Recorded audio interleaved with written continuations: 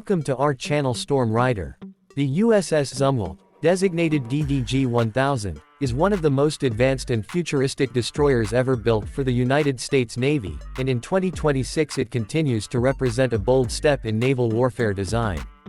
At first glance, the ship looks unlike any other destroyer in service. Its sleek, angular profile and wave-piercing tumble-home hull give it an almost sci-fi appearance, more like something out of a movie than a real-world warship.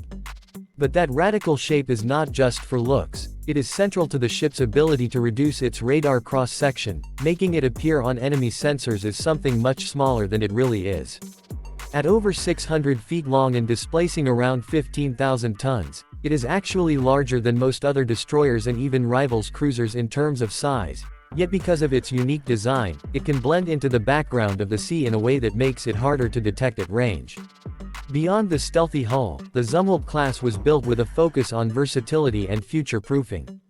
Unlike traditional warships that were designed with a fixed mission set, the DDG-1000 was meant to adapt to a range of operations, from supporting ground forces with precision strikes, to dominating in open ocean combat, to defending against air and missile threats. It was envisioned as a multi-mission platform, capable of shifting roles as new technologies and threats emerged. Its core combat system integrates advanced sensors, computing power, and weapons, and this integration allows the ship to process massive amounts of information in real time, giving commanders superior situational awareness. One of the standout features of the Zumwalt is its integrated power system, which essentially turns the entire ship into a floating power plant. Traditional destroyers split their power generation between propulsion and onboard systems, but the Zumwalt system is fully electric and can divert power where it is needed most. This means that when the ship is not using full propulsion, the excess power can be routed to advanced weapons, radar, or other systems. This was a forward-thinking move, as the Navy anticipates adding energy-hungry weapons such as railguns or directed energy lasers in the future. Few ships afloat today can generate the kind of electrical output that Zumwalt can, and that makes it a platform that is ready to evolve as new technology becomes available. The ship was originally built with a pair of massive 155mm advanced gun systems, designed to fire long-range precision shells in support of land operations. These guns were revolutionary on paper, capable of striking targets over 60 miles away with pinpoint accuracy. However, the specialized ammunition proved to be prohibitively expensive, and the program was eventually halted. While this was a setback, the Navy has since shifted its focus on reconfiguring the ship for other weapons, including hypersonic missile systems. The Navy has already begun modifying the Zumwalt to carry conventional prompt strike hypersonic missiles, which can fly at speeds greater than Mach 5 and strike targets with incredible precision across thousands of miles. This shift in armament means that the Zumwalt will be one of the first U.S. Navy surface ships to be equipped with this next-generation strike capability, turning it into a critical platform for power projection in contested environments. The ship also comes armed with an array of more conventional weaponry, including vertical launch systems capable of firing Tomahawk cruise missiles, surface-to-air missiles, and anti-submarine weapons. It carries advanced anti-submarine warfare systems, and its sensors are designed to track even the quietest enemy submarines. Its radar systems, including the SPY-3 multi-function radar, provide air and surface search capabilities, enabling it to defend itself and nearby forces from a wide range of threats. While some of the radar plans have shifted since the ship's inception, the Zumwalt continues to be an excellent testbed for advanced sensor technologies. Design elements also extend to survivability and crew efficiency.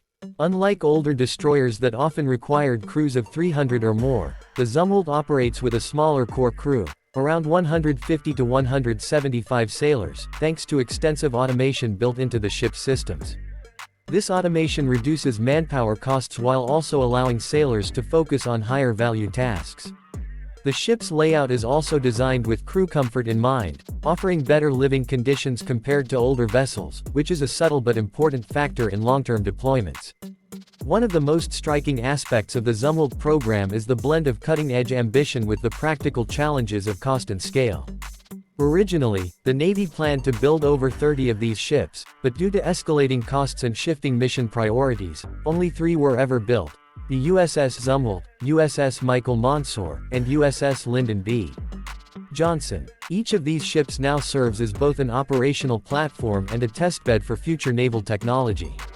While critics point to the high cost and reduced numbers as a weakness, supporters argue that the ships still provide invaluable lessons in integrating new technologies and concepts into fleet operations.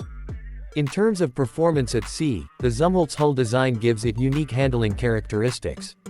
The wave-piercing bow allows it to cut through rough seas more smoothly than traditional hulls, though this same design has been the subject of debate regarding stability in certain conditions.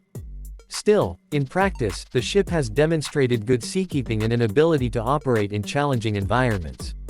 Its speed is comparable to other destroyers, capable of exceeding 30 knots, and its endurance allows it to operate for extended deployments without constant resupply. From a broader perspective, what makes the Zumwalt class significant is not just the individual capabilities, but the way it symbolizes a transitional moment in naval warfare.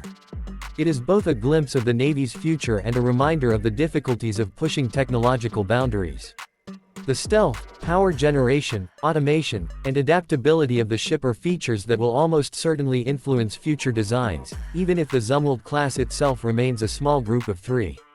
Its role in testing hypersonic weapons is especially important, as these weapons are likely to become a key part of naval strategy in the coming decades, allowing the U.S. to strike high-value targets from safe distances. For a general audience, the Zumwalt can be thought of as a bridge between today's destroyers and tomorrow's warships. It shows us what is possible when engineers push the limits of stealth design, when power generation is considered not just for engines but for weapons, and when automation reshapes the way ships are crewed and fought. It also illustrates the real-world constraints of defense projects. Ambitious visions have to face budgets, politics, and shifting military priorities. So when people look at the USS Zumwalt today, they are not just looking at a destroyer, they are looking at a test case for the Navy's future. It is one of the most unique and visually striking ships in service, and it carries with it a combination of innovation, controversy, and promise. Whether it ultimately proves to be a stepping stone toward a new era of warships or simply a fascinating experiment, the Zumwalt is already cemented in naval history as one of the boldest departures from tradition in modern shipbuilding. It may not have rolled out in the numbers originally planned, but with its evolving role, its new hypersonic strike mission, and its ability to integrate future technologies, the USS Zumwalt DDG-1000 will continue to shape the conversation about what naval power looks like in the 21st century and beyond.